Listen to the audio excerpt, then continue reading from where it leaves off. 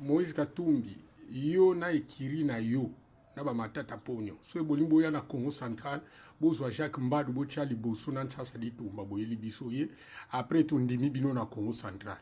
bino bozo o eza provocation to bisi bakonzi bo sukisa bango o Congo central eza Kinshasa te yo lelo matata ponyo na Congo central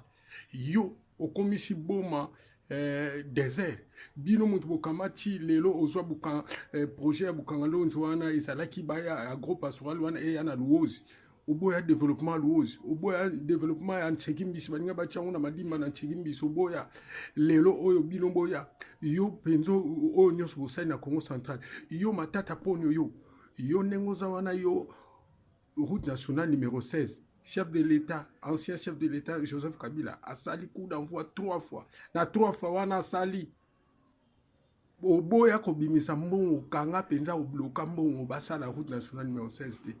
Kimvula Gisanto. Lelo yo ya na Congo central. O eza provocation. Bokoya kuna te. Soki batata na biso bazali binati nkutu na bino biso ba jeune toza binati nkutu na bino te. Et cette génération eza binati nkutu te. Bokoya ko sala ni. Nani mukongo boza na rana bino wana ne bozoya nani aza na soso nani aza libata nani aza ta na projet moko na ba mongo nyonso boza na ona ba biloko nyonso boloba nani investissa ja na Congo central ne boza wana lelo boya osani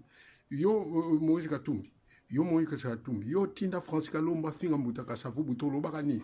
ba jeune to lobaka to kozwa yo ere ko ya to kozwa yo to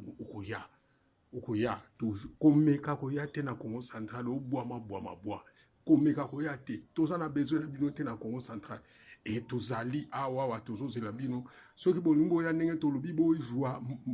Jacques Mbadu botia liboso bozwi ntasa litumba botia liboso ape boya na soki te bwa mabwa biso toza biyu te et puis bosombi mabele partout bozo botola biso mabele ya kobotola boya kotala mabele bobotola biso de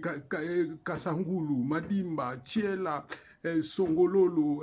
Luozi, Kimvula, Lukula, Mwanda, partout bozo sekebanza bozo botola biso mabele na bangombe na bino ya Madimba boy bakatopia bino 6 jours bozo na bangombe na bino soki te boa mabwa 6 jours bozo na bangombe wana le 27 déjà bangombe wana na Kisandu fo ebima